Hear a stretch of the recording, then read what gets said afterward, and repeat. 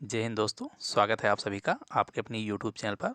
दोस्तों, आज की इस वीडियो में हम लोग हिंदी के मोस्ट इम्पॉर्टेंट क्वेश्चन को डिस्कस करेंगे, जो कि आपके आगामी लगभग सभी भर्ती परीक्षाएं जिसमें हिंदी से संबंधित क्वेश्चन पूछे जाते हैं, उन सभी एग्जाम्स के लिए सारे क्वेश्चन बहुत ही इम्पॉर्टेंट हैं।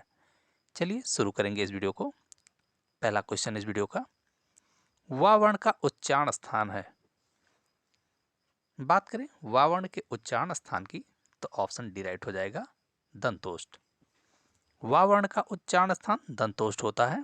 बात करें ऑप्शन ए की, कंठ की, तो का वर्ग के जितने भी वर्ण होते हैं, जैसे का हुआ, खा हुआ, गा, घा, अंगा, इन सभी का उच्चारण स्थान कंठ होता है।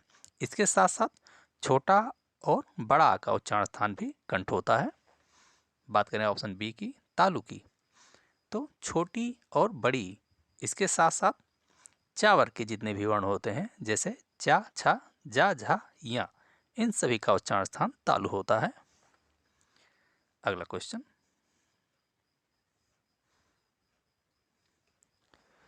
किस छंद में 4 चरण होते हैं जिसके सम चरणों में 13-13 तथा विषम चरणों में 11-11 मात्राएं होती हैं? तो यहाँ पर ऑप्शन बी राइट हो जाएगा, सोठा छंद। सोठा छंद यह एक अर्ध सम्मात्रिक छंद है, जिसके विषम चरणों में यानी कि पहले और तीसरे चरण में 11-11 मात्राएं होती हैं, जबकि दूसरे और चौथे चरण में 13-13 मात्राएं होती हैं। बात करें दोहा की, तो इसके विषम चरणों में 13-13 मात्राएं तथा सम चरणों में 11-11 मात्राएं होती हैं। बात करें ऑप्शन सी चौपाई की, तो चौपाई में भी 4 चरण होते हैं और यह एक सममात्रिक छंद है और इसके प्रत्येक चरण में 16-16 मात्राएं होती हैं। रोला की अगर बात करें तो यह भी एक सममात्रिक छंद है। अगला क्वेश्चन, नमस्ते का सही संधि विच्छेद होगा। बात करें नमस्ते की, तो इसमें ऑप्शन बी राइट हो जाएगा, नमः धन ते, इस प्रकार इसका संधि विच्छेद होगा। बात करेंगे इसमें कौन सी संधि है, तो इसमें विसर्ग संधि है। संधि 3 प्रकार की होती है, स्वर संधि, व्यंजन संधि और विसर्ग संधि। अगला क्वेश्चन,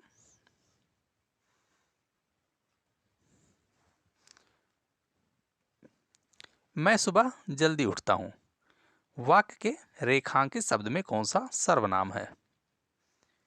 रेखांकित शब्द कौन सा है इसमें, यानी कि मैं ये रेखांकित शब्द है और इसमें सर्वनाम की अगर बात की जाए तो इसमें पुरुषवाचक सर्वनाम हो जाएगा। ऑप्शन ये राइट है।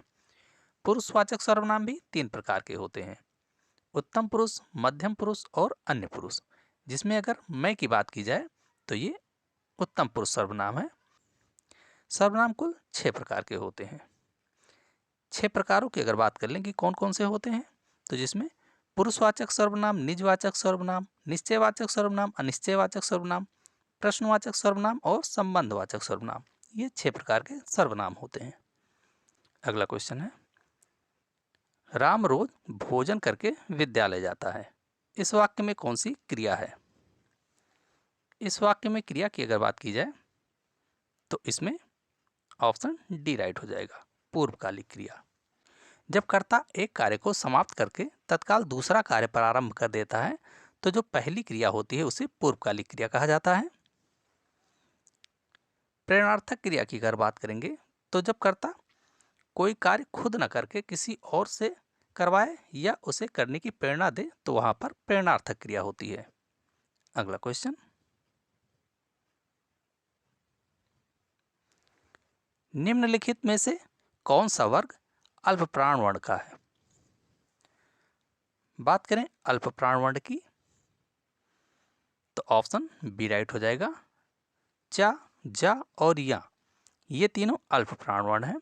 बात करें कौन से अल्प प्राण वर्ण होते हैं, स्पर्श व्यंजन वर्ण को अगर ले लें तो का से लेकर माँ तक ये 25 वर्ण जो होते हैं ये स्पर्श व्यंजन वर्ण के अंतर्गत आते हैं, जिसमें प्रत्येक वर्ग के, जहाँ का वर्ग को अगर ले लें तो का वर्ग में 5 वर्ण होंगे, जैसे का हुआ, खा हुआ, गा हुआ, घा हुआ और अंगा हुआ। ये 5 वर्ण का वर्ग के अंतर्गत आएंगे, जिसमें पहले तीसरे और पांचवें वर्ण होंगे वो अल्प प्राण वर्ण होंगे, जबकि दूसरे और चौथे वर्ण जो होंगे वो महाप्राण वर्ण होंगे। इसी प्रकार पांचों वर्ग के पहले, तीसरे और पांचवें वर्ण अल्प प्राण होंगे और दूसरे और चौथे वर्ण महाप्राण वर्ण होंगे।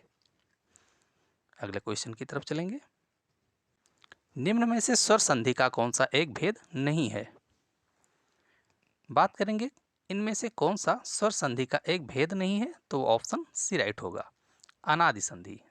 अनादि संधि कोई संधि नहीं होती है। स्वर संधि के 5 भेद होते हैं। उन पांचों की अगर बात कर लें तो जिसमें दीर्घ संधि, वृद्ध संधि, यण संधि, गुण संधि और अनादि नहीं होता है, अयादि होता है, अयादि संधि। ये 5 प्रकार की स्वर संधि के भेद होते हैं। अगला क्वेश्चन,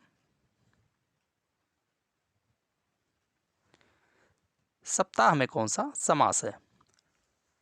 बात करें सप्ताह में समास की तो यहां पर ऑप्शन डी राइट हो जाएगा, द्विगु समास।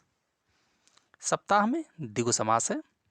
जिस समास में पूर्व पद संख्यावाची विशेषण हो और समस्त पद मिलकर किसी समूह या समाहार का बोध कराते हो, वहां पर द्विगु समास होता है। सप्ताह का अगर समासी विग्रह करेंगे तो 7 दिनों का समूह, इस प्रकार इसका समासी विग्रह होगा।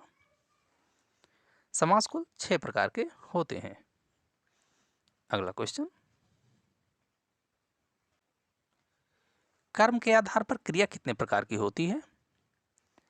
कर्म के आधार पर क्रिया की बात करेंगे तो 2 प्रकार की होती है। ऑप्शन ये राइट हो जाएगा। 2 प्रकार कौन कौन से होते हैं? सकर्मक क्रिया और अकर्मक क्रिया, ये 2 प्रकार के कर्म के आधार पर क्रिया होती है। हिंदी में विशेषण 4 प्रकार के होते हैं।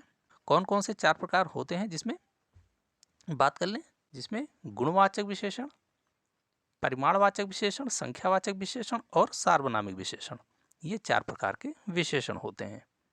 अगला क्वेश्चन, हिंदी में वाच्य कितने प्रकार के होते हैं? तो यहाँ पर ऑप्शन बी राइट हो जाएगा, वाच्य 3 प्रकार के होते हैं, कृतवाच्य, कर्मवाच्य और भाववाच्य। अगला क्वेश्चन, तुलसीदास द्वारा रचित कौन सी रचना ज्योतिष से संबंधित है? यहाँ बात करें कौन सी रचना जो कि तुलसीदास जी की है, वो ज्योतिष पर आधारित है। तो ये सभी रचनाएं अगर बात करें तो ये तुलसीदास जी की सभी रचनाएं हैं, जिसमें रामाज्ञा प्रश्नावली ये रचना गोस्वामी तुलसीदास जी की ज्योतिष से संबंधित है। जबकि कवितावली, गीतावली और पार्वती मंगल, ये तीनों रचनाएं भी गोस्वामी तुलसीदास जी की ही हैं। और रामाज्ञा प्रश्नावली ये इसका सही आंसर हो जाएगा। अगला क्वेश्चन, रमेश विद्यालय जाता है, वाक्य में उद्देश्य है। इस वाक्य में उद्देश्य की अगर बात की जाए तो ऑप्शन ये राइट हो जाएगा, रमेश। रमेश ये उद्देश्य हो जाएगा इस वाक्य में। वाक्य के 2 अंग होते हैं, जिसमें उद्देश्य और विधेय होता है। ये 2 वाक्य के अंग होते हैं। जिसमें उद्देश्य की बात की जाए तो रमेश उद्देश्य हो जाएगा, और उद्देश्य के बारे में जो भी कुछ बताया जाता है वो विधेय के अंतर्गत आता है, यानी विद्यालय जाता है ये विधेय हो जाएगा। अगला क्वेश्चन, अर्थ के आधार पर वाक्य कितने प्रकार के होते हैं? अर्थ के आधार पर वाक्य की अगर बात की जाए तो 8 प्रकार के होते हैं। ऑप्शन बी राइट हो जाएगा। रचना के आधार पर वाक्य 3 प्रकार के होते हैं। संज्ञा 5 प्रकार की होती है। अगला क्वेश्चन, मैं खाना खा चुका था, इस वाक्य में कौन सा भूतकालिक भेद है? इस वाक्य में भूतकालिक भेद की अगर बात करेंगे तो ऑप्शन ये राइट हो जाएगा, सामान्य भूत। मैं खाना खा चुका था यह एक सामान्य भूतकालिक वाक्य है। भूतकाल के भी 6 भेद होते हैं। अगला क्वेश्चन, निम्न में से मूल धातु कौन सी है? मूल धातु की अगर बात करें तो ऑप्शन डी राइट हो जाएगा, खा। खा ये मूल धातु शब्द है, और इसमें अगर प्रत्यय जोड़ देंगे तो ये क्रिया बन जाएगी। यानी कि खाना क्रिया है, आना क्रिया है, जाना क्रिया, ये तीनों क्रिया शब्द हैं। जबकि मूल शब्द की बात करें यानी कि धातु, ये ऑप्शन डी राइट हो जाएगा, खा। खा ये मूल धातु है। अगला क्वेश्चन, न्यून का विलोम शब्द होगा। न्यून का विलोम अधिक होगा, ऑप्शन डी राइट है। नेक्स्ट क्वेश्चन, निम्नलिखित में से कौन सा वृक्ष का पर्यायवाची शब्द है?